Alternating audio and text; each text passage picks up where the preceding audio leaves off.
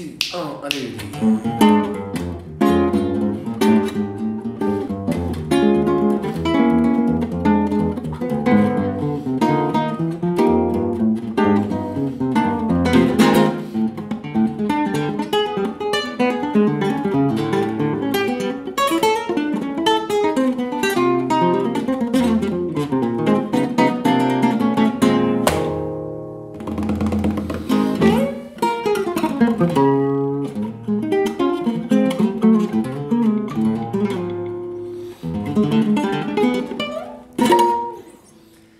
Hey guys, this is Felipe Coelho and welcome again to the channel. Today I would like to continue with the section of the videos called Light Magic, in which I've been bringing phrases or approaches that take advantage of the nature of the guitar and make phrases that in any other instrument would be pretty difficult to do, but on the guitar they are actually not too hard. So one of the phrases that I used here, which is the one I would like to feature today, I actually took from one of the greatest nylon string jazz guitarist that I know, called Sylvain Luc from France. And this is one of his licks that is very rhythmical, and it can be applied to any rhythm and any harmony. It's a very flexible lick that uses pull-offs and hammer-ons. So the lick goes like this. In the case of B flat, it's important to point out that this lick uses open strings. So in the key of B flat, first you have to analyze which intervals the open strings represent.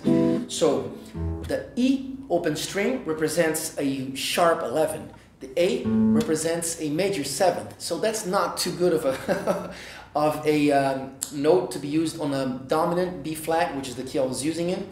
But let's continue. The D open string is the major 3rd. The G is the 6th. The B natural is the flat 9, and the E natural again is the major sharp 11. But this lick, if you can use in a harmony where the major or the open strings belong to the harmony, it's better.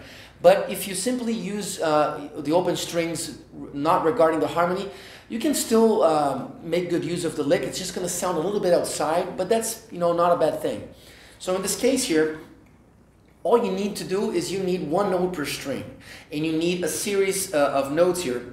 And in this case, I was using the tritone intervals between the 7th and the 3rd of a dominant chord. Right? And basically you get 3 notes at a time like this. You finger them, and then on the first note you actually start with the open string and do a hammer-on. And then you play the next note and the next note, and you do a pull-off like that. And then you repeat that pattern on the next 3 strings. So I get this. And then the way back.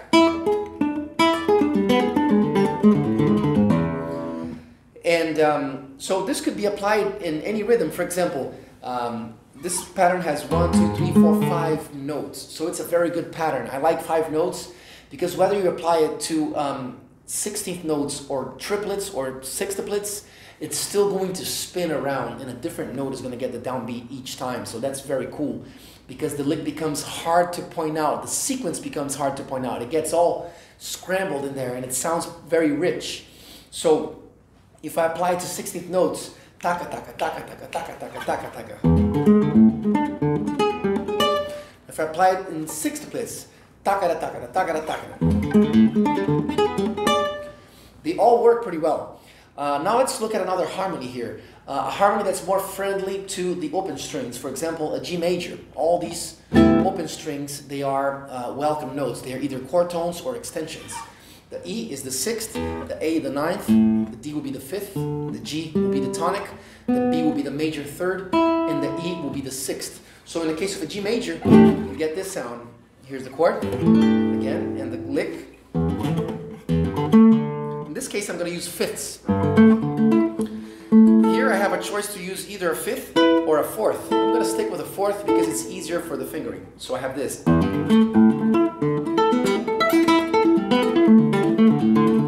Again.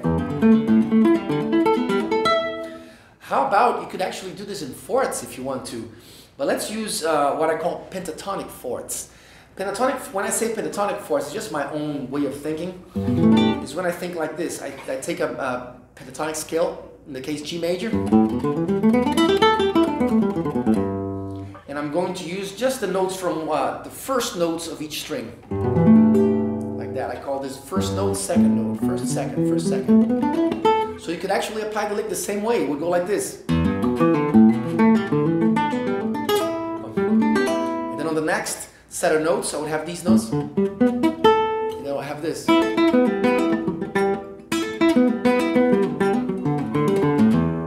If I keep thinking about a pentatonic scale, the next set of notes I'm going to have are these. And then I would go. And then.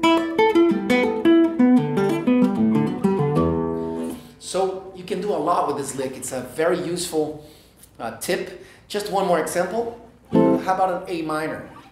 Let's use fifths again on A minor. So on A minor fifths, I'm going to have this. I'm going to stretch it all the way up to G here. This is going to be a little more than a fifth. It's an augmented fifth because I didn't want to do the major six. I would rather keep it pentatonic. So I have the ninth. Well, that's not pentatonic, but I just wanted to avoid the six for some reason. So, but what if I choose to stay with the six? Then I'm going to have this. How about with the seventh and the third? Then I would have this. That's more A minorish because then I'm playing only chord tones.